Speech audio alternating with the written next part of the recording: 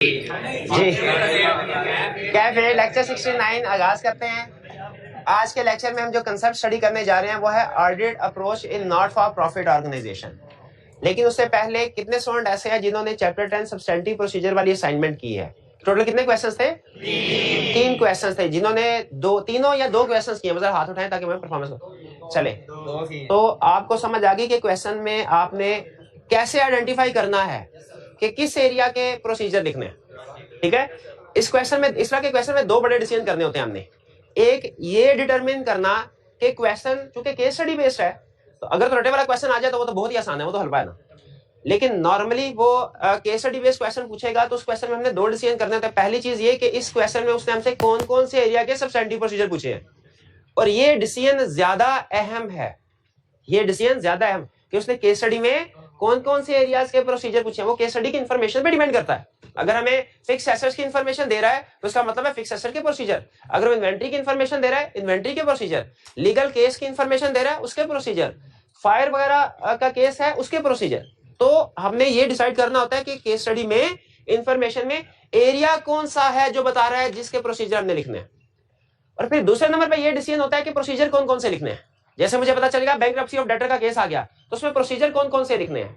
ये कंपैरेटिवली कम अहम डिसीजन है पहले वाले डिसीजन की निस्बत। इसमें अगर आप एरिया सही पिक कर लेते हैं, उसमें एक दो प्रोसीजर ऊपर नीचे हो जाते हैं, वो मसला नहीं है। लेकिन अगर आप एरिया ही सही पिक नहीं कर पाते, वो मसला है, इसमें फिर फेल होने का चांस है। तो बताइए, जिन स्टूडेंट्स ने असाइनमेंट किया, बताइए कोई ऐसा स्टूडेंट जिसने असाइनमेंट की हो और उसे ये ना पता चला हो कल की असाइनमेंट में कि कौन सा एरिया पूछ रहा है। एरिया कौन सा? एरिया पता चल जाता है। अच्छा, ऐसे स्टूडेंट जिसमें जिनके एक दो प्रोसीजर ऊंच नीच हो गए, हाँ ये नॉर्मल, अच्छा ये खतरे वाली बात नहीं है। हाँ आप यूं कीजिए कि सोल्यूशन को पढ़ लें, उसमें आपको लगे कि हाँ बाकी सिचुएशन में ये प्रोसीजर भी परफॉर्म होना चाहिए, उसे ऐड ऑन कर लें अपने मटेरियल में। उसको सोल्यूशन में से नए प्रोसीजर मिले तो अपने नोट्स में उसको ऐड ऑन कर लें, लेकिन इसमें परेशान होने की जरूरत नहीं है। ठीक है, एग्जाम में वो अल्टरनेट अगर आपने प्रोसीजर लिखे हैं वो भी मार्क कर सकता है। हमारे लिए पॉसिबल नहीं है ना कि एक एरिया से रिलेटेड हर प्रोसीजर आपके सामने रख दें। तो हमने जो ज्यादा अहम वाले प्रोसीजर होते हैं वो आपके सामने साथ शेयर कर देते हैं सोल्यूशन की शक्ल में। अदर प्रोसीजर, अल्टरनेट प्रोसीजर भी पॉसिबल है, जो कि हम मार्क्स वगैरह और सोल्यूशन को सामने रखते हुए वो चूंकि एक्स्ट्रा मटेरियल हो जाता है, वो नॉर्मल सोल्यूशन का हिस्सा नहीं बनाते, लेकिन अगर आप लिखे तो वो ठीक भी हो सकते हैं। ठीक है, तो अगर प्रोसीजर एक दो फर्क पड़ता है वो बड़ा इशू नहीं है। हाँ, क्वेश्चन पढ़ के यही ना पता चले पूछ कौन सा आ जा रहा है, वो बड़ा स्टूडेंट। पहले वाला मसला है, इसमें स्टूडेंट फेल हो सकता है। अगर दूसरे वाला मसला है ना आपका, उसमें आप फेल नहीं होंगे इंशाल्लाह। ठीक है, पहले वाला के पता ही ना चले एरिया कौन सा है। ठीक है, दूसरे वाला क्या है, प्रोसीजर एक दो पता ना चल रहे हो, समझ ना आ रहे हो, उसमें फिर भी बाकी के प्रोसीजर के मार्क्स मिलेंगे। ज्यादा से ज्यादा आधा नंबर, एक नंबर वो डिडक्ट कर लेगा। ठीक है, उसमें कोई इशू नहीं, 50% वासी मार्क्स है, इसमें पास हो जाए। तो ये इंश्योर कीजिए कि आप कम से कम जो बड़ा डिसीजन है ना वो ठीक कर रहे हैं। इसके अलावा कोई क्वेश्चन पूछना चाहते हो पूछ लीजिए। कोई क्वेश्चन नहीं? जी जी।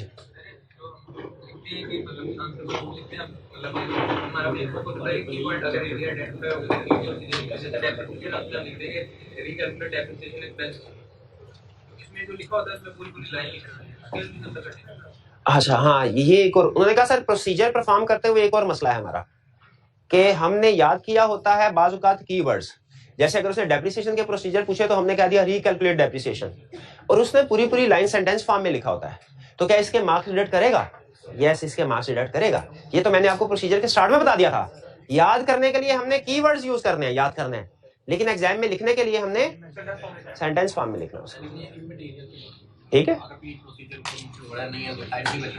हाँ अगर फर्ज कीजिए कि टाइम नहीं मिल रहा, आपका टाइम कम है, तो उस सूरत में आप कीवर्ड्स यूज कर लें, लेकिन याद रखिएगा एग्जामिनर मार्क्स डिडक्ट करेगा फिर उसके। लेकिन बहरहाल जो आपने कीवर्ड्स लिख दिया, आधा नंबर शायद उसका भी दे दे। ठीक है, हाँ कुछ ना कुछ नंबर पार्शियल मार्क्स अलाउ करेगा, लेकिन कंप्लीट मार्क अलाउ नहीं करेगा अगर आपने कीवर्ड्स लिखे हैं सिर्फ। आपको एग्जाम में हमेशा प्रोसीजर जो लिखने चाहिए कंप्लीट सेंटेंस फॉर्म में लिखने चाहिए। जी, और कुछ?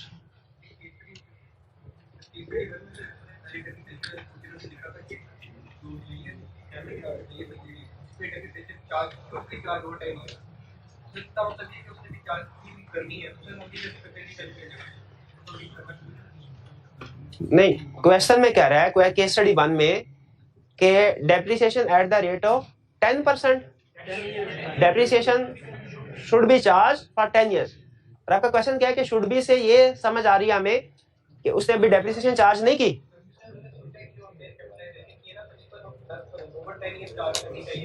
हाँ जी, नहीं, क्या क्वेश्चन में वो कह रहे हैं कि एसेट्स आपने खरीद लिए, क्या एसेट बैलेंस शीट में आ रहे हैं?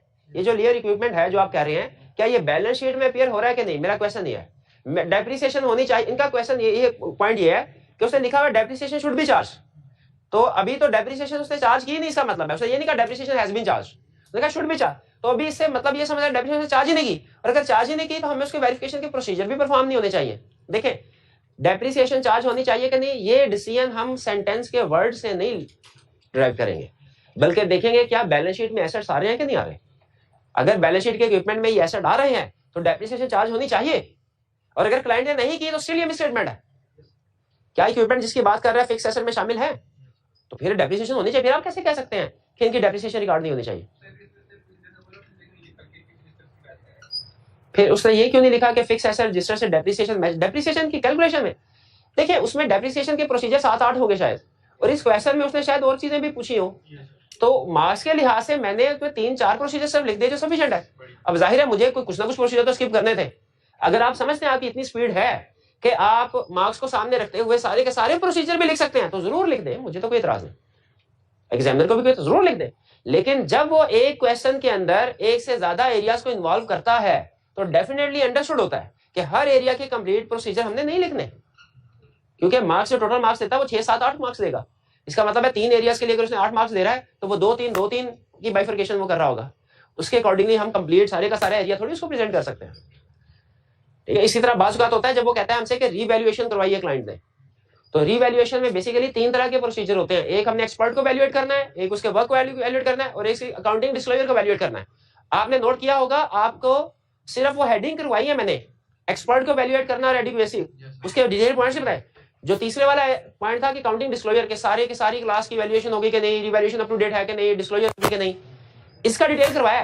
पहले 2 पॉइंट्स की डिटेल नहीं, क्योंकि मार्क्स कम होते हैं, मार्क्स कम होते हैं इसलिए। लेकिन अगर आप जब उनको कवर कर लेंगे चैप्टर 18 में, उसके बाद आप एक्सपर्ट के ये प्रोसीजर भी लिखना चाहें लिख दें, अगर आपकी स्पीड ज्यादा है। लेकिन इस तरह के केसेस में जब एक केस स्टडी में वो मल्टीपल एरियाज को टेस्ट कर रहा होता है तो उसकी रिक्वायरमेंट यही होती है, ये नहीं होती कि एक ही हर एरिया के सारे प्रोसीजर बताओ। वो क्या चाह रहा होता है कि तीनों एरियाज के कुछ ना कुछ प्रोसीजर बताओ। आप थोड़ा सा ना एग्जामिनर की साइकी को समझिए। आप अगर एग्जामिनर हो, आपने 8 मार्क का एक सब्सटेंटिव क्वेश्चन में से क्वेश्चन सेट करना है, आप किसी एक एरिया को पकड़ के प्रोसीजर पूछ लेंगे, या एक ऑप्शन ये है एक एरिया को पकड़ा उसके 8 प्रोसीजर पूछ लिए।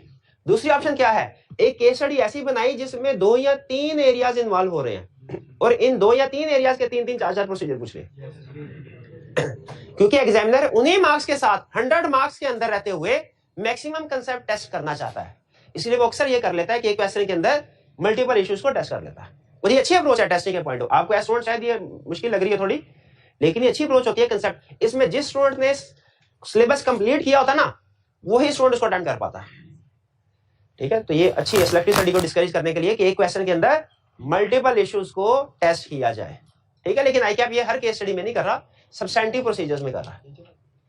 क्लियर हो गया जी? और कोई क्वेश्चन?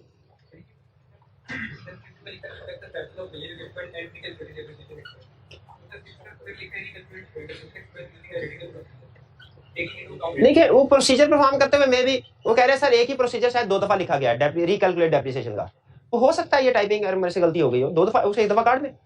अगर आपको लग रहा है कि एक प्रोसीजर रिपीट हो रहा है तो आप उसको काट दीजिए। आप क्लास के बाद मुझे बता दीजिएगा, ताकि अगर वाकई डुप्लीकेशन हो रही है तो मैं अपने पास जो मेरा ड्राफ्ट है उसमें भी इसको एक्सक्लूड कर लूं। वरना मेरा हाल आप इस लेवल पे हैं कि अगर थोड़ा बहुत टाइपिंग एरर, देखिए इंसान है ना, गलती हो सकती है। मैं ये नहीं कह रहा कि जी बिल्कुल ठीक हो, गलती हो सकती है। जैसे अभी सब्सटेंटिव क्वेश्चन में एक दफा उसने कहा था कैपिटल और रेवेन्यू को अलग-अलग करो, वहां पे रेवेन्यू की बजाय रिव्यू का वर्ड यूज हो गया। हाँ, तो लेकिन आप इस लेवल पे आप पहुंच चुके हैं कि आपको पता चल जाए कैपिटल के साथ और रेवेन्यू आना चाहिए। ठीक है, इसी तरह अगर आपको कोई प्रोसीजर डुप्लीकेट नजर आ रहा है उसको उड़ा दीजिए। ठीक है, बाज़ औक़ात ऐसा होता है वो जीडीएन और जीआरएन है ना, टाइपिंग करते हुए वो जीडीएन लिखना होता है, वो जीआरएन लिखा जाता है। कभी सम टाइम इस तरह का शायद सोल्यूशन में आपको जी पेपर में भी इस तरह आपसे भी हो जाता है। होना नहीं चाहिए, पेपर में नहीं होना चाहिए। तो अगर इस तरह का टाइपिंग कर रहा है, नहीं आप भी इंसान है, ठीक है, होना नहीं चाहिए, हो जाता है। ठीक है, तो उसको ठीक कर ले, लेकिन मुझे बता दिया करे कंसल्ट, ताकि मैं उसको नोट करके ना बाकी की सारी क्लास के साथ भी शेयर कर लिया करूं, और ये भी आपको कंफर्म हो जाए बाकी टाइपिंग एरर है या कि ठीक है, तो हो सकता है। तो अगर दो जगह पे किसी डेप्रिसिएशन के प्रोसीजर में दो प्रोसीजर आ गए हैं, दोनों में रिकैलकुलेट लिखा हुआ है डेप्रिसिएशन, तो एक को आप कैंसिल कर दीजिए। और कोई क्वेश्चन? और कोई क्वेश्चन नहीं? चलिए अच्छा सुन लें, आज का हमारा पहले कंसेप्ट सुन ले, क्योंकि मेन कंसेप्ट मेन थीम अगर लेक्चर का समझ आ गया ना तो बाकी प्रोसीजर भी आपको इंशाल्लाह आसानी से समझ आ जाएंगे। आपको याद है हम एक टर्म यूज करते हैं entity, entity, understanding of entity and it's environment.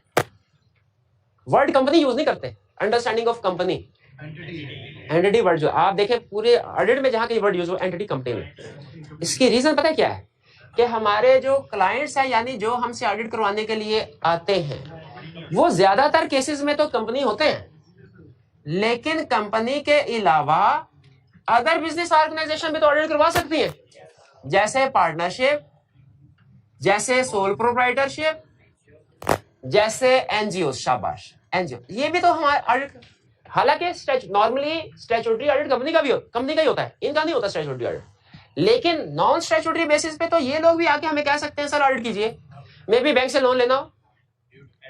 तो हमारे ऑडिट क्लाइंट्स जो हैं वो 1 2 3 चारों लोग, चारों टाइप्स ऑफ ऑर्गेनाइजेशन हो सकती है।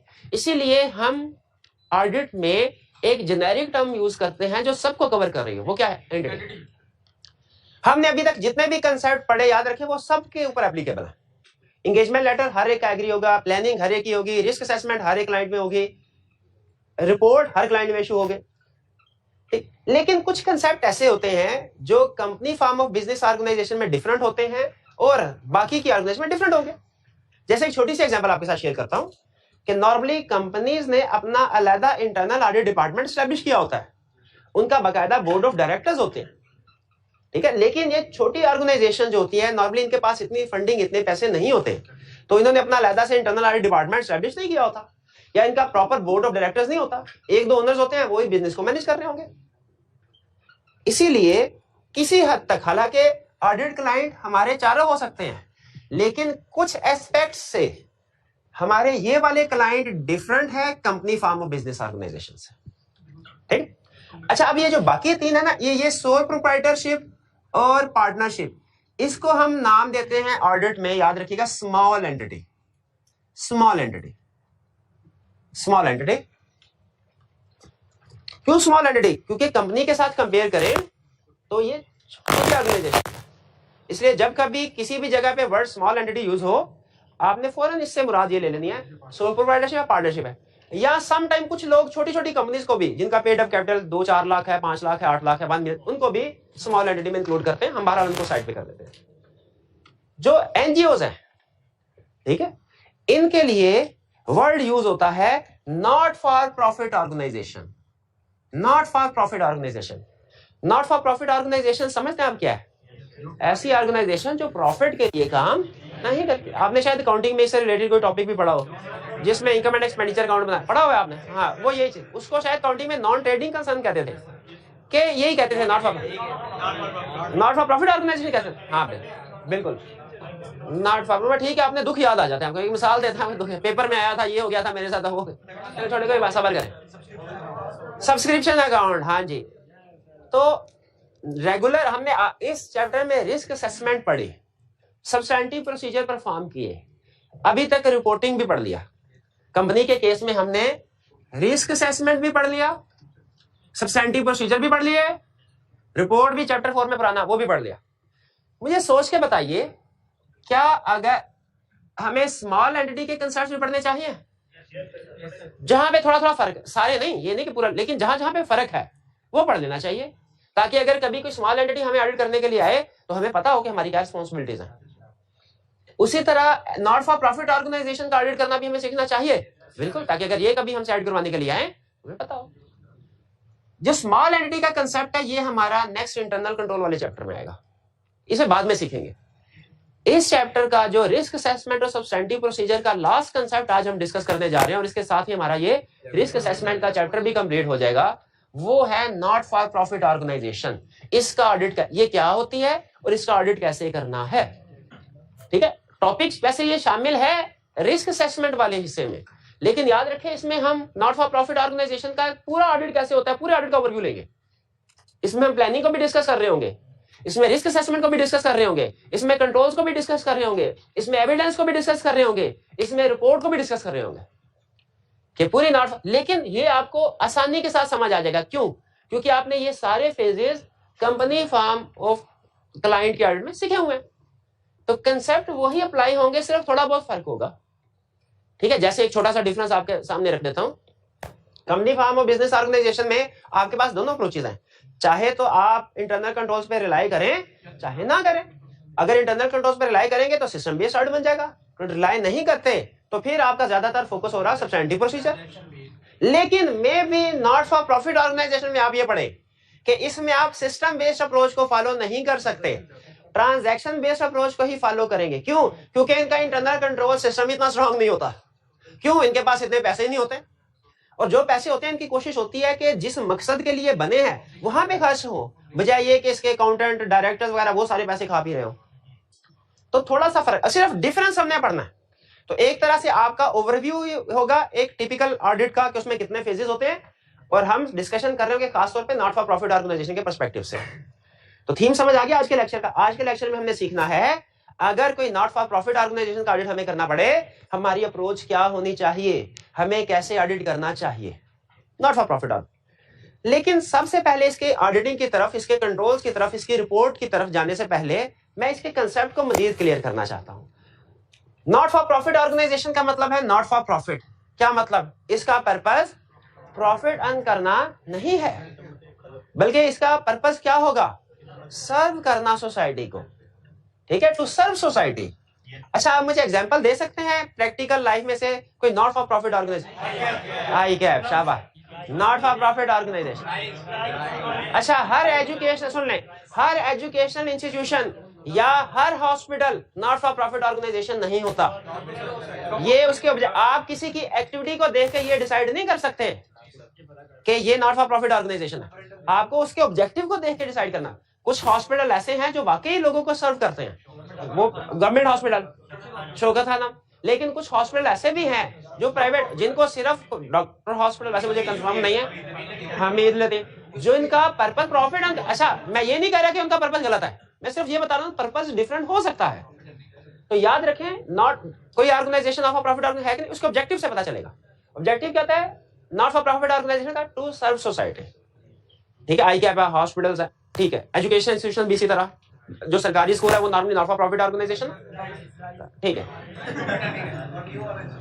अच्छा, एक चीज में रखिए, आपने मुझे दो एग्जांपल्स दिए। एक एग्जांपल दी गवर्नमेंट हॉस्पिटल से या एडी वेलफेयर, वो भी एक एग्जांपल है, और एक एग्जांपल दी आई कैप की। अब ये दोनों नॉट फॉर प्रॉफिट ऑर्गेनाइजेशन, आई कैप भी, एडी वेल, दोनों नॉट फॉर प्रॉफिट। ठीक है, दोनों में एक मेजर डिफरेंस है, बता सकता है क्या? डोनेशन का। शाबाश। आई कैप डोनेशन एक्सेप्ट नहीं करता लोगों से। सब्सक्रिप्शन होती है, स्टूडेंट की सब्सक्रिप्शन है, मेंबर की, जनरल पब्लिक से डोनेशन। क्या रे भाई, कल भी लेक्चर आउट हो गया था, अब ये बोले ना। हाँ, मैं लेक्चर रोकूंगा और इस भाई की जुराबों से तेरा मुंह बंद करूंगा।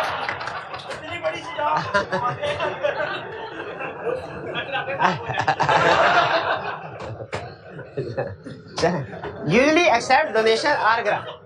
तो इसका मतलब है कुछ not for profit organisation general public से डोनेशन एक्सेप्ट करती हैं, कुछ जनरल पब्लिक से डोनेशन एक्सेप्ट नहीं करती। ठीक है, तो दो तरह की ऑर्गेनाइजेशन होगी, जो जनरल पब्लिक से डोनेशन एक्सेप्ट करती है। जो डोनेशन एक्सेप्ट करती है उनके लिए एक स्पेसिफिक नेम है, चैरिटी ऑर्गेनाइजेशन। चैरिटी ऑर्गेनाइजेशन एक type of not for profit organisation है जो जनरल पब्लिक से डोनेशन एक्सेप्ट करती है, और कुछ डोनेशन एक्सेप्ट नहीं करती। आई कैप डोनेशन एक्सेप्ट नहीं। ये दो एग्जांपल ध्यान में रखनी है आपने, आगे चल के इन एग्जांपल्स को मैं दोबारा लिंक करूंगा। ठीक है, तो नॉट फॉर प्रॉफिट ऑर्गेनाइजेशन में चैरिटी ऑर्गेनाइजेशंस भी है, और इसके अलावा गवर्नमेंट ओन्ड ऑर्गेनाइजेशंस भी है, इसके अलावा भी और ऑर्गेनाइजेशन हो सकते हैं। अब क्या हमें नॉट फॉर प्रॉफिट ऑर्गेनाइजेशन का कंसेप्ट समझ आ गया? ये किस तरह की ऑर्गेनाइजेशन होती हैं? ये एजुकेशन सेक्टर में भी हो सकते हैं, ये हेल्थ सेक्टर में भी हो सकती हैं, इसके अलावा बिल्कुल।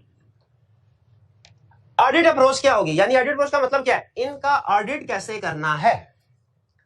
पहले ब्रॉड लेवल पे कंसेप्ट बिल्ड करते हैं क्या प्लानिंग होनी चाहिए नॉट फॉर प्रॉफिट ऑर्गेनाइजेशन की, जिस तरह आम क्लाइंट की प्लानिंग होती है? क्या नॉट फॉर प्रॉफिट ऑर्गेनाइजेशन में रिस्क असेसमेंट होनी चाहिए? बिल्कुल होनी चाहिए। क्या इंटरनल कंट्रोल्स को कंसीडर करना चाहिए हमें कि स्ट्रांग है क्या वीक है, और अगर वीक है तो हमारी अप्रोच कुछ और हो, स्ट्रांग है तो हमारी अप्रोच कुछ और हो। और इसी तरह क्या हमें एविडेंस ऑब्टेन करना चाहिए? बिल्कुल। और तभी तो ऑडिट रिपोर्ट देने के काबिल होंगे। और अगर ऑडिट एविडेंस ऑब्टेन कर रहे हैं तो क्या रिपोर्ट भी इशू करनी चाहिए? तो इसलिए हमने इस अप्रोच को, नॉट फॉर प्रॉफिट ऑर्गेनाइजेशन की अप्रोच को डिफरेंट फेजेस में सब डिवाइड कर दिया। आपने एग्री किया सर, प्लानिंग भी होनी चाहिए, रिस्क असेसमेंट भी होनी चाहिए, कंट्रोल्स को भी कंसीडर करना चाहिए, एविडेंस भी लेना चाहिए, रिपोर्टिंग भी। 500 एरियाज आपने कहा सर काम नॉर्मल ऑडिट में भी करते हैं, इसमें भी करेंगे। ठीक, आगे चलते हैं प्लानिंग में। सबसे पहले कोई जैसी नॉट फॉर प्रॉफिट ऑर्गेनाइजेशन हमारे पास आती है, हम प्लानिंग करते हुए कुछ चीजें कंसीडर करते हैं। जैसे एनवायरनमेंट क्या है इस नॉट फॉर प्रॉफिट ऑर्गेनाइजेशन का? एजुकेशन सेक्टर है, हेल्थ सेक्टर है, या कोई और सेक्टर है? उनकी एक्टिविटीज डिफरेंट होती हैं। ऑब्जेक्टिव क्या है? सर्व करना है या के साथ साथ कुछ पैसे भी बनाने? स्कोप क्या है? जैसे फर्स्ट कीजिए, कुछ एजुकेशनल इंस्टीट्यूट्स ऐसे होते हैं जो सिर्फ एक स्पेसिफिक एरिया को सर्व कर रहे होते हैं, नॉट फॉर प्रॉफिट ऑर्गेनाइजेशन है। जैसे एक नॉट फॉर प्रॉफिट ऑर्गेनाइजेशन अगर बने तो उसका ऑब्जेक्टिव सिर्फ रूरल एरियाज में जो बच्चे होते हैं उनको एजुकेशन सर्विसेज प्रोवाइड करने हैं। अगर किसी दूसरे एरिया से लोग आएंगे वो उनको रिफ्यूज कर देंगे। ठीक है, कुछ अर्सा पहले मेरे स्टूडेंट कुछ थे, वो मेरे पास आए और कहने लगे सर हम लाहौर के अलावा किसी दूसरी सिटी से थे, सर हमने अपने इलाके में एक नॉट फॉर प्रॉफिट ऑर्गेनाइजेशन बना रहे हैं और उसमें हम हमारे इलाके के जो ऐसे गरीब लोग हैं जो कि पढ़ नहीं पा रहे, पढ़ नहीं सकते, हम उनको free of cost education services provide करेंगे। तो उनका ये ऑब्जेक्टिव था। अब उन्होंने अपना जो स्कोप है वो पूरे पाकिस्तान में नहीं फैलाया, उनके पास इतने रिसोर्सेज नहीं थे, उन्होंने सिर्फ एक रिस्ट्रिक्टेड एरिया तक, जितने उनके रिसोर्सेज, जिनका मिशन उनको अलाउ करता था, उनका टाइम, उन्होंने उतने तक एस्टैब्लिश किया उस एरिया को कवर करने के लिए। तो हम ऑब्जेक्टिव एंड स्कोप में यही चीजें देखते हैं, क्योंकि बाद में हमने चेक करना होता है एज ऑडिटर कि क्या इनकी एक्टिविटीज इसी ऑब्जेक्टिव या स्कोप के मुताबिक है कि नहीं है। आप शौकत खाने में चले जाएं, उनसे कहें कि ये बच्चा है वो बड़ा ब्रिलियंट है, उसके पास स्कूल की फीस देने के पैसे नहीं है, आप उसको जरा 10,000 रुपया उसकी स्कूल की फीस दे दें, क्या वो स्कूल की फीस देंगे? वो कहेंगे खुदा ना खास्ता इसको कैंसर हुआ, उसके ऊपर अगर 10 लाख भी लगता है हम लगाएंगे। स्कूल की 10,000 की फीस, हालांकि दोनों काम अच्छे हैं, लेकिन क्यों? क्योंकि स्कोप नहीं। तो हमें उसका objective and scope not for profit organisation का पता होना चाहिए, ताकि हम बाद में ऑडिट के दौरान में ये देख लें कि जो खर्चे हो रहे हैं वो इन्हीं ऑब्जेक्टिव और स्कोप के मुताबिक हो रहे हैं कि नहीं। फिर हमने देखना है regulations. Not for profit organisation के ऊपर रेगुलेशंस कौन कौन सी अप्लाई होते हैं। पहले पाकिस्तान में नॉट फॉर प्रॉफिट ऑर्गेनाइजेशन के ऊपर ज्यादा रेगुलेशन अप्लाई नहीं होती थी, लेकिन अब जब से वो FATF वाला इशू आया और टेररिस्ट फाइनेंसिंग वाला इशू आया है, मनी लॉन्ड्रिंग का इशू आया है, तो अब नॉट फॉर प्रॉफिट ऑर्गेनाइजेशन के ऊपर रेगुलेशन ज्यादा हो गई है। अब गवर्नमेंट की ज्यादा रेगुलेटरी रिक्वायरमेंट है, क्योंकि बाज़ औक़ात नॉट फॉर प्रॉफिट ऑर्गेनाइजेशन को टेररिस्ट फाइनेंसिंग के लिए, मनी लॉन्ड्रिंग के लिए भी यूज किया जाता है कि किसी शहर में नॉट फॉर प्रॉफिट ऑर्गेनाइजेशन बनाई, लोगों से डोनेशन इकट्ठा कर दिया और फिर किसी दूसरे मुल्क में जो कोई लीडर बैठा है उसको पहुंचा दिए, फॉर एग्जांपल। तो रेगुलेशन ज्यादा। अब ये जो रेगुलेशंस होंगी, मुझे बताइए, ये सिर्फ ऑपरेशन से रिलेटेड होंगी कि फाइनेंशियल स्टेटमेंट से भी रिलेटेड होगी, कि रिकॉर्ड रखा जाए कहां कहां से पैसे आए हैं और किस किस जगह पे खर्च किए जा रहे हैं। तो मुझे बताइए, क्या रेगुलेशन में ऐसा हो सकता है? नॉर्मली तो हम कंपनी के केस में फाइनेंशियल स्टेटमेंट का फॉर्मेट उठाते हैं IFRS से और कंपनीज एक्ट से, फॉर्मेट उठाते हैं। क्या नॉट फॉर प्रॉफिट ऑर्गेनाइजेशन का फॉर्मेट हमें इंटरनेशनल स्टैंडर्ड वाला फॉलो करना चाहिए, कि अगर रेगुलेशंस में फॉर्मेट दिया हुआ है वो वाला, तो हमें एज ऑडिटर हमें रेगुलेशंस को भी पढ़ना पड़ेगा, ये देखने के लिए कि रेगुलेशंस के मुताबिक ही काम हो रहा है कि नहीं हो रहा। आपने अगर वो कंपनी लॉ पढ़ा ना, तो उसमें एक टॉपिक होता था एसोसिएशन नॉट फॉर प्रॉफिट का। वो हमें पता, ऐसा ना हो कि ऐसा काम कर ले कि उसका लाइसेंस कैंसिल हो जाए, तो ये रेगुलेशन पढ़नी पड़ेगी। फिर फॉर्म ऑफ फाइनेंशियल स्टेटमेंट देखना पड़ेगा, क्या रेगुलेशंस में कोई form of financial statement mentioned है? अगर है तो फाइनेंशियल स्टेटमेंट के लिए भी वही फॉर्मेट यूज होगा और ऑडिट रिपोर्ट के लिए भी रेगुलेशन वाला फॉर्मेट यूज होगा। लेकिन अगर रेगुलेशंस में फाइनेंशियल स्टेटमेंट ऑडिट रिपोर्ट का फॉर्मेट नहीं है, तो फिर आप स्टैंडर्ड्स वाला यूज कर सकते हैं। की एरियाज हमने देखना है कि कौन कौन से की एरियाज हैं हमारे इस नॉट फॉर प्रॉफिट ऑर्गेनाइजेशन के। ठीक है, नॉर्मली जो नॉट फॉर प्रॉफिट ऑर्गेनाइजेशन के की एरियाज होते हैं वो होते हैं कैश, एक्सपेंसेस और इनकम। ये की एरियाज होते हैं, कैश, एक्सपेंसेस और इनकम। लेकिन बहरहाल ये हम कैश तो अहम होता ही है नॉट फॉर प्रॉफिट ऑर्गेनाइजेशन, खास तौर पे जब डोनेशन रिसीव हो रही हो, क्योंकि डोनेशन जो होती है वो लाजमी नहीं, आम कंपनी में तो नॉर्मली जो ट्रांजैक्शन बैंकिंग चैनल के थ्रू होती हैं, लेकिन नॉट फॉर प्रॉफिट ऑर्गेनाइजेशन में लाजमी नहीं बैंकिंग चैनल के थ्रू हो।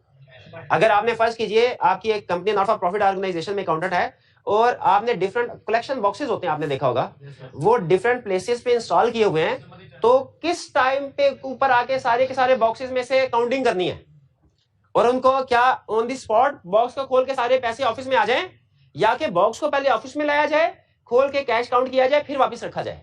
ये की एरियाज हैं जो आपने कंसीडर करने हैं, क्योंकि अगर किसी रजाकार को कहा ना जाओ उस बॉक्स में से ये चाबी है पैसे लेके आओ, तो उसमें रिस्क है कि कंप्लीटनेस ऑफ इनकम पॉसिबल नहीं होगी। क्यों? दिहाड़ी लगा लेगा वो, दिहाड़ी लगा लेगा।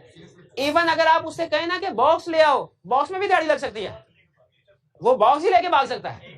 रजाकार कौन सा फुल टाइम नॉर्मली इस तरह के not for profit organisation staff होता है ना, इसमें बहुत सारा स्टाफ रजाकारों के ऊपर भी मुश्तमिल होता है, क्योंकि उनके पास इतने सोर्सेज नहीं होते सैलरी दे सके। तो इसीलिए की एरियाज हमने देखने हैं, डिसाइड क्लियर हो गया प्लानिंग में। फिर इसके बाद आगे चलते हैं रिस्क असेसमेंट।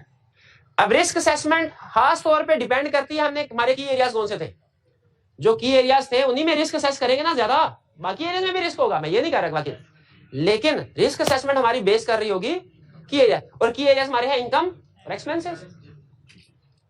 अब ये इसमें केस स्टडी में से क्वेश्चन पूछेगा, इसको आपने गौर से सुनना है। अब जो मैं आगे आपको एक्सप्लेन करने जा रहा हूं, इनकम में कौन कौन से रिस्क हो सकते हैं ये मैं बताऊंगा, और इस रिस्क को एड्रेस कैसे करना है ये आपने बताना है, ठीक है? या अपोजिट भी हो सकता है, रिस्क आप बताएं, इंपैक्ट क्या होगा प्रोसीजर वो मैं बताऊंगा, या एक दूसरी ऑप्शन भी हो सकती है, दोनों आप बताएंगे मैं बताऊंगा। हाँ अच्छा, अगर आपने ये ठीक बता दिया तो इसका मतलब है चैप्टर 10 और 11 आपका पक्का है। अगर आपने 80% आंसर ठीक बता दिया, स्टार्ट करें जी। पहला, इनकम सिर्फ डोनेशन बेस्ड है, यानी इनकम सोर्स ऑफ इनकम है सिर्फ डोनेशन बेस्ड। हमारे कुछ नॉट फॉर प्रॉफिट ऑर्गेनाइजेशन ऐसी होती हैं जिनका सोर्स ऑफ इनकम होता है सिर्फ डोनेशन से चलते हैं, और कुछ ऐसे होते हैं जो कि डोनेशन प्लस कोई अपनी एक्टिविटी भी होती है। सोर्स ऑफ इनकम कैंटीन हो सकती है, ठीक है? हमारा एक क्लाइंट था हॉस्पिटल, वो उसका एक सोर्स ऑफ इनकम था जनरल पब्लिक से डोनेशन एक्सेप्ट करते थे, लेकिन साथ ही साथ उन्होंने एक मेडिकल कॉलेज भी रजिस्टर करवाया था, और उस मेडिकल कॉलेज में प्राइवेट एमबीबीएस करवाते थे, स्टूडेंट्स को एडमिशन अच्छी खासी फीस चार्ज करते थे, और उनकी 25 उस वक्त आज कन्वर्ट करें मेरा 70-80 लाख एमबीबीएस पूरे सारे सेमेस्टर्स की फीस बनती होगी। हाँ, तो मैं अक्सर उससे पूछता था, जो हेड था ना उसका हॉस्पिटल का, उससे पूछता था, एक तरफ तो आप ये लोगों को ऐलान करते हैं कि जी हम not for profit organisation donation दें, और दूसरी तरफ ये लूटमार प्रोग्राम आपने बनाया हुआ है, प्राइवेट कॉलेज और लाखों रुपए में फीस ले रहे होते हैं, ये चक्कर क्या है? कह रहा नहीं सर, अभी आपने सिर्फ बेसिक अंडरस्टैंडिंग हमारी ऑर्गेनाइजेशन की ऑब्टेन की है, जब आप आगे चलेंगे कंप्लीट अंडरस्टैंडिंग मिलेगी, आपका पॉइंट ऑफ व्यू बदल जाएगा। हम वाकई ही donation based organization, charity organization, not for profit है। असल में होता क्या है कि बाज़ औक़ात जो डोनेशन होती है ना, ये इकोनॉमी पे डिपेंड करती है। जैसे अगर इकोनॉमी आपकी स्लो डाउन है ना, तो लोग डोनेशन देना कम कर देते हैं। इकोनॉमी जब बूम में होती है तो लोग डोनेशन ज्यादा देते हैं। अब जैसे कोरोना के दिन अगर होते, अब तो खैर अभी एग्जांपल दे रहा हूं, अगर डोनेशन बेस्ड ऑर्गेनाइजेशन होती जो डोनेशन पे चल रही है, वो तो फिर डूब जाता उस वक्त, उसको लोग अपने घर का खर्चा पूरा करना मुश्किल, डोनेशन क्या देनी। तो इसीलिए भाई पहले तुम बता दो क्या क्या होता है उधर, मैं तो बाद में बता दूंगा।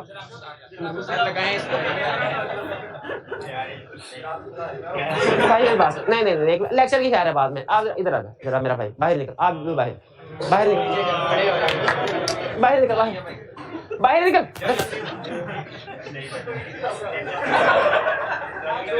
उधर मेरे पास आके बैठ, वो कोने में उधर बैठ, शाबाश, उधर जल्दी आ, जल्दी जल्दी जल्दी जल्दी।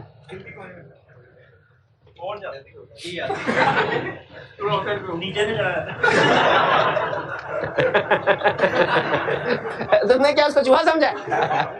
वो बिल्ली है छोटी सी क्या? अभी कह रहा है उड़ के चला जाता, कौवा हो गई क्या?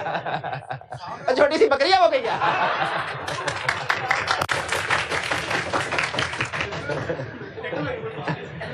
डड्डू मैंने नहीं कहा,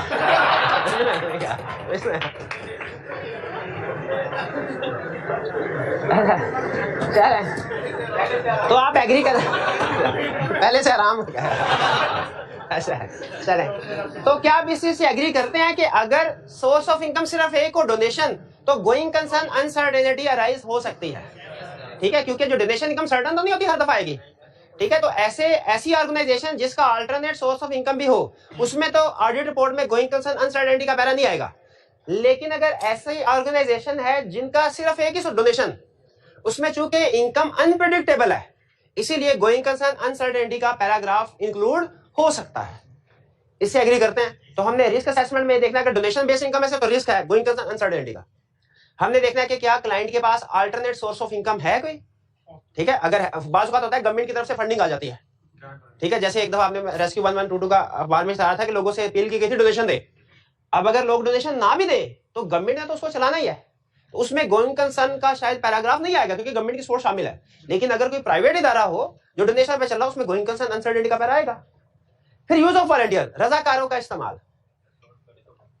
पहले तो ये ध्यान में रखें, नॉट फॉर प्रॉफिट ऑर्गेनाइजेशन में वॉलंटियर्स को यूज क्यों किया जाता है? क्योंकि ऑर्गेनाइजेशन का सेटअप छोटा होता है और ये चाहती है ज्यादा से ज्यादा लोगों की वेलफेयर पे खर्च करें, तो अपने खर्चे जितने मिनिमाइज हो सकते हो इनकी कोशिश होती है करें। तो लोग इसमें, जो लोग इस ऑर्गेनाइजेशन को चलाते हैं वो भी रजाकाराना तौर पर काम कर रहे होते हैं, और जिन लोगों से आगे काम लिया जाता है वो भी एक टीम होती है रजाकारों की। इसमें खर्चा तो बच जाता है, लेकिन एज ऑडिटर हमारे लिए रिस्क इंक्रीज हो जाते हैं। पहली चीज तो ये, इनएक्सपीरियंस स्टाफ होता है, सिस्टम को या कंट्रोल को सही तरीके से फॉलो नहीं कर पाते। दूसरा, इनमें सम टाइम ऐसे लोग भी होते हैं जिनमें इंटेग्रिटी नहीं है, यानी वॉलंटियर्स यूज करेंगे lack of competence and lack of integrity, ये दोनों मेन इशू होंगे।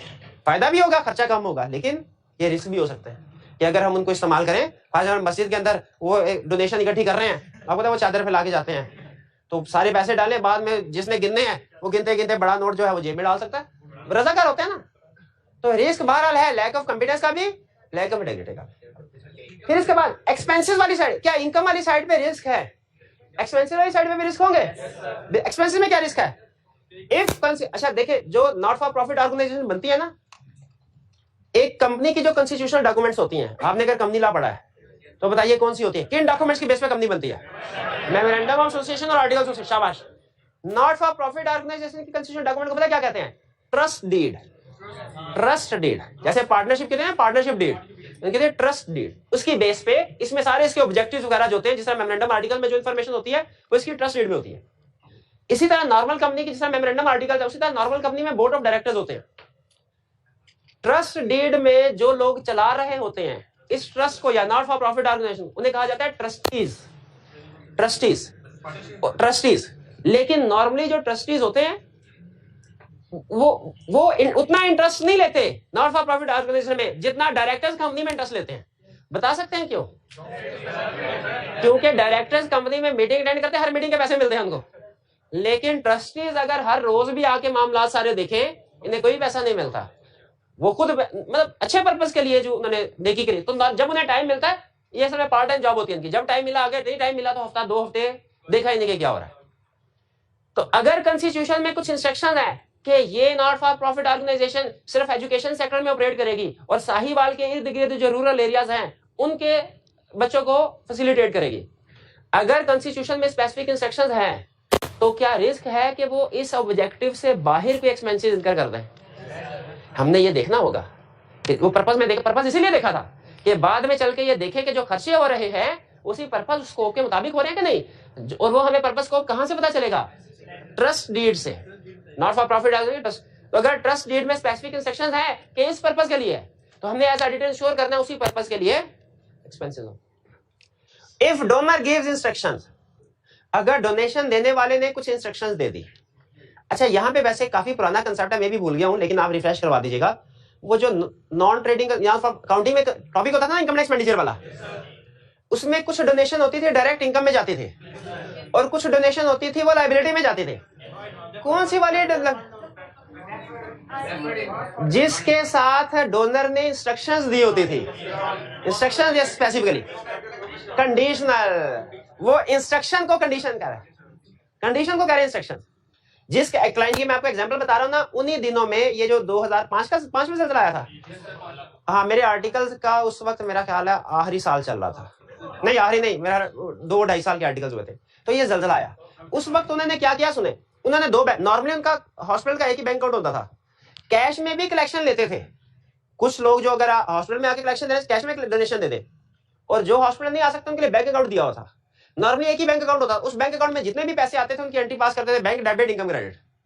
लेकिन जब जलजला आया तो उन्होंने एक अर्थक्वेक विक्टिम फंड्स के नाम से एक बैंक अकाउंट खोला दूसरा, और लोगों को 2 बैंक अकाउंट दिए। अगर हॉस्पिटल को डोनेशन देना चाहते हैं इस अकाउंट में डालें, और अगर आप चाहते हैं कि मुतासरीन ज़लज़ला को इमदाद देनी है तो इस अकाउंट में पैसे डालें। वो उस अकाउंट में से जो पैसे होते थे उनको निकाल के वो फिर उसके 2 खर्चे किया करते थे, एक खाने पीने की चीजें और दूसरा मेडिसिन और मेडिकल फैसिलिटीज प्रोवाइड किया करते थे। डॉक्टर की बाकायदा टीम जाती थी उधर और लोगों को वहां पे जो भी इलाज मुआवजा की सुलह फराहम करती थी।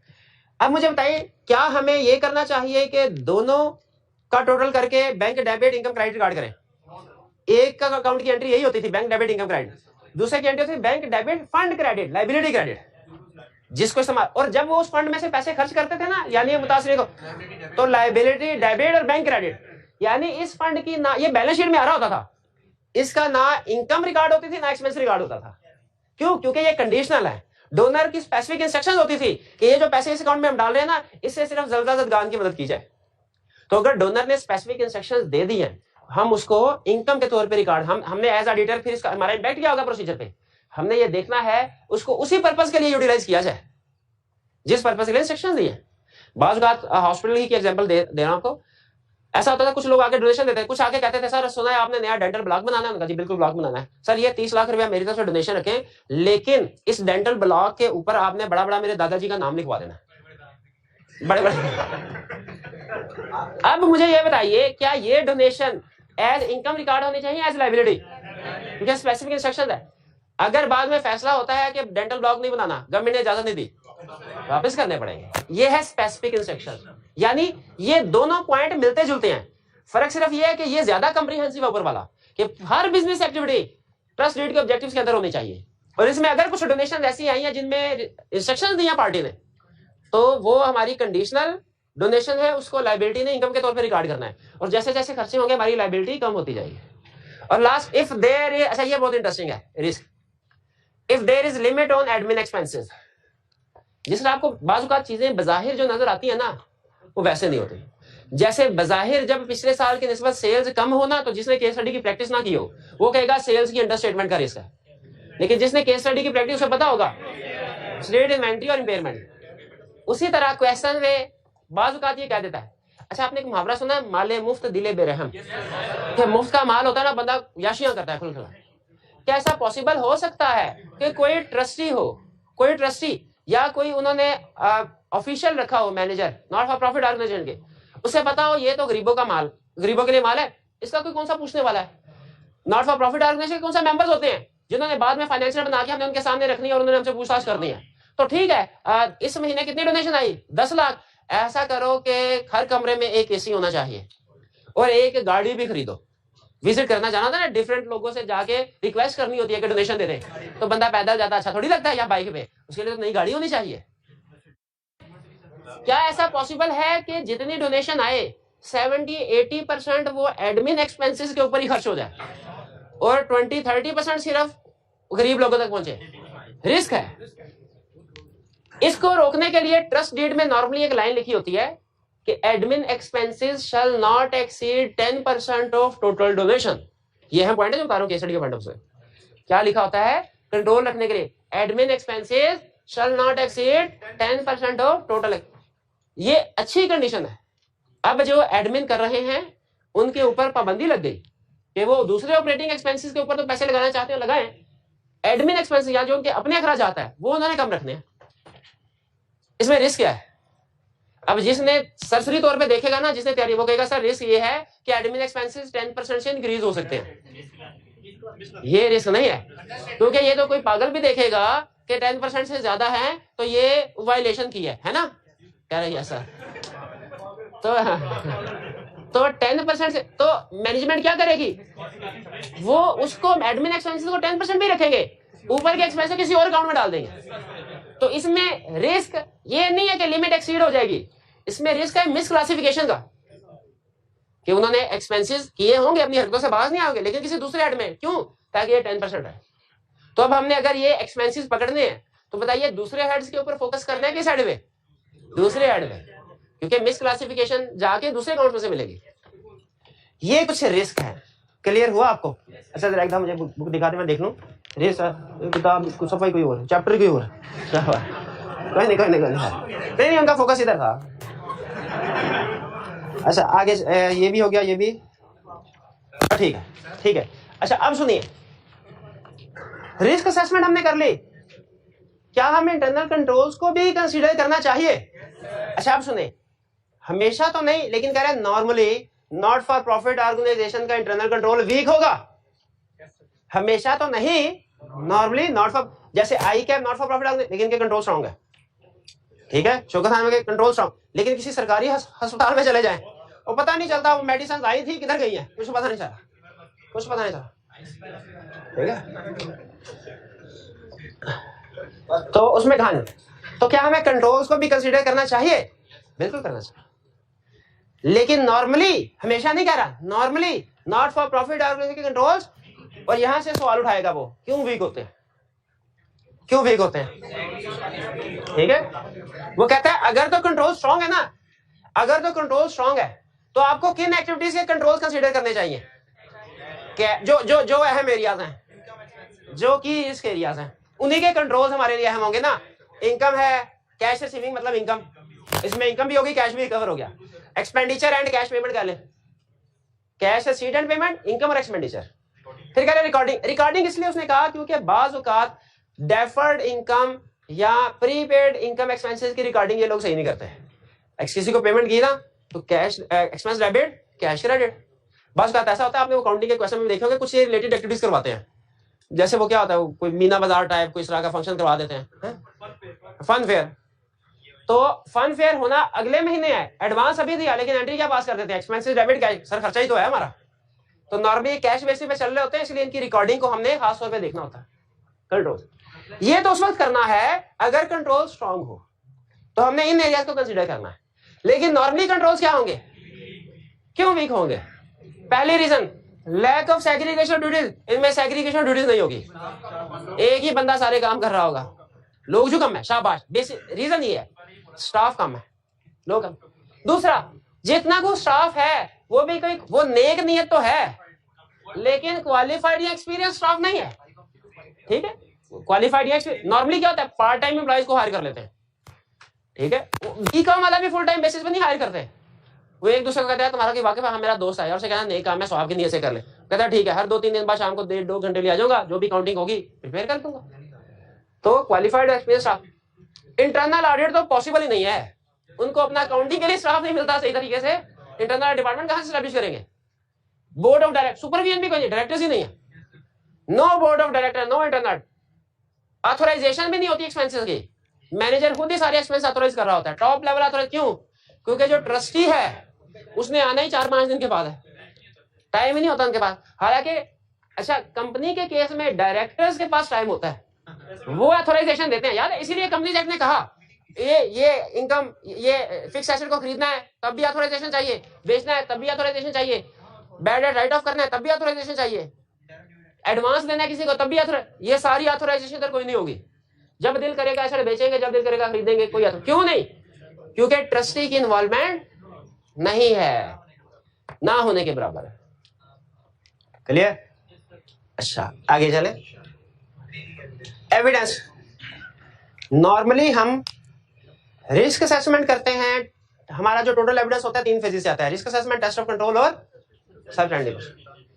इसमें टेस्ट ऑफ कंट्रोल से एविडेंस आपको मिलने के चांसेस नहीं है, जो आपको ज्यादातर एविडेंस मिलेगा वो कंट्रोल से नहीं, सब्सटेंटिव प्रोसीजर से मिलेगा, ठीक है। रिस्क असेसमेंट हम करते तो हैं, लेकिन वो हम उसकी बेस पे डिसाइड करते हैं एविडेंस कितना ऑब्टेन करना है हमने।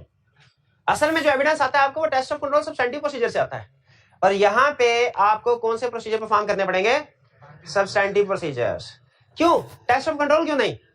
नॉर्मली कंट्रोल भी वीक है, रिलायनिंग, इसका मतलब है सिस्टम बेस्ड ऑडिट नहीं होगा, ट्रांजैक्शन बेस्ड ऑडिट होगा। ये टर्म समझ रहे हैं? सिस्टम बेस्ड ऑडिट नहीं होगा, ट्रांजैक्शन बेस्ड होगा। हाँ, और ज्यादातर एनालिटिकल प्रोसीजर, सब्सटेंटिव प्रोसीजर में भी ज्यादातर एनालिटिकल प्रोसीजर परफॉर्म करेंगे, टेस्ट ऑफ डिटेल नहीं। कोई माई का लाल बता सकता है क्यों?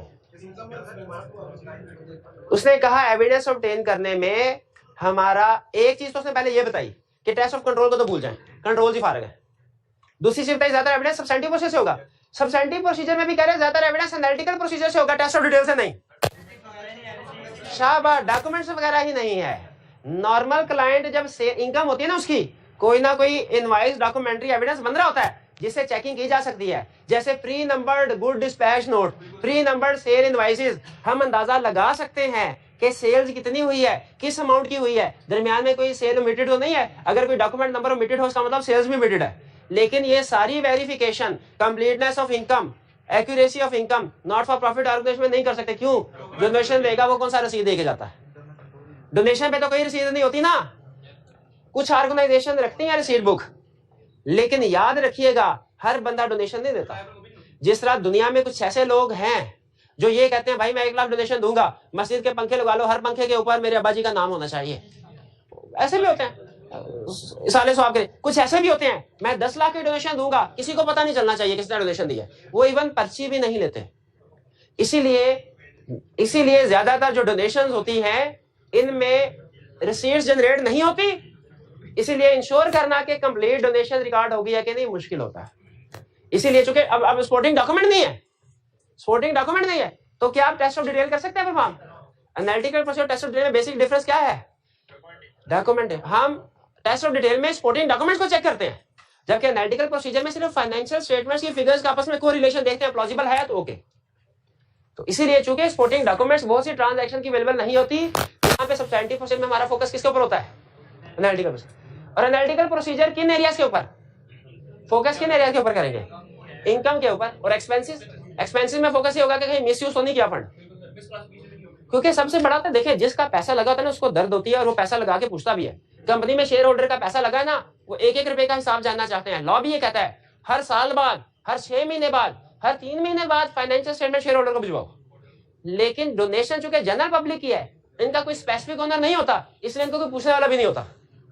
इसीलिए गवर्नमेंट ने नॉट फॉर प्रॉफिट रेगुलेशन ज्यादा रखी है, क्योंकि इनका कोई पूछने वाला नहीं होता। तो कम से कम गवर्नमेंट को तो पूछताछ करनी चाहिए कि पैसे किधर से आ रहे हैं, किधर जा रहे हैं। ये तो नहीं कि फॉरेन फंडिंग हो रही है, ये तो नहीं कि दुश्मन मुल्क के जासूस आके इस नॉट फॉर प्रॉफिट ऑर्गेनाइजेशन के पास स्टे कर रहे हैं वगैरह वगैरह। हाँ, बहुत से मसले मसाइल होते हैं इनमें, इसलिए रेगुलेशन इनकी ज्यादा। रिपोर्टिंग, ऑडिट रिपोर्ट इशू करनी चाहिए हमें। नॉट फॉर प्रॉफिट रिपोर्ट नहीं इशू करनी चाहिए। आखिरी फैसला ये आपका, रिपोर्ट नहीं देनी। देनी चाहिए रिपोर्ट। हाँ बिल्कुल, ऑडिट किया है तो जनरल पब्लिक को कैसे पता चलेगा कि ऑडिट किया है? रिपोर्ट देंगे। क्वेश्चन मेरा यह है, रिपोर्ट का फॉर्मेट क्या होगा? डिपेंड करता है। अगर लॉ ने फॉर्मेट प्रेस्क्राइब किया है तो लॉ वाला फॉर्मेट यूज करेंगे, और अगर लॉ ने फॉर्मेट प्रेस्क्राइब नहीं किया, आईएसए वाला format with necessary modification. Necessary modification का क्या मतलब है? हाँ, जैसे गोइंग कंसर्न अनसर्टेनिटी का पहले डालना पड़े तो वो डाल दो, ठीक है। हाँ, एड्रेसी कौन होगा? एड्रेसी वाला एड्रेसी कौन होगा? एड्रेसी कौन होगा? हाँ, ट्रस्टीज वगैरह। ट्रस्टी डोनर्स नहीं होंगे, ट्रस्टीज होते हैं। चलिए, अच्छा एक असाइनमेंट है आप सारे स्टूडेंट्स के लिए, और एक असाइनमेंट है इन भाई के लिए। पहले सारे स्टूडेंट के असाइनमेंट सुन लें। नहीं, पहले सारे स्टूडेंट के असाइनमेंट। अच्छा, ये इंटरेस्टिंगली ये छोटा सा कंसेप्ट है, लेकिन हर दूसरी तीसरी टर्न में क्वेश्चन केस स्टडीज में से पूछ रहा है। और मजे की बात, केस स्टडी भी एक जैसी, रटे वाली नहीं है, लेकिन तकरीबन एक जैसी है। तो आपके पास ये क्वेश्चन नंबर 6 वॉल्यूम 1 में, और वॉल्यूम 2 में 1, 2, 3, 4 क्वेश्चन है। इसी तरह आईके में भी 1, 2, 3 क्वेश्चन है। मेरी सजेशन है वॉल्यूम 2 में 4 क्वेश्चन है, कोई से 2 अपनी मर्जी के मुताबिक, कोई से 2 रिटन फॉर्म में लेकिन करना है, रिटन फॉर्म में करके आना, कोई से 2। क्लियर हो गई? असाइनमेंट करके आएंगे। और भाई आपके लिए असाइनमेंट, कल कीड़े मार दवाई पी के आनी है आप। आज का लेक्चर यहाँ खत्म करते हैं हम। अल्लाह हाफिज।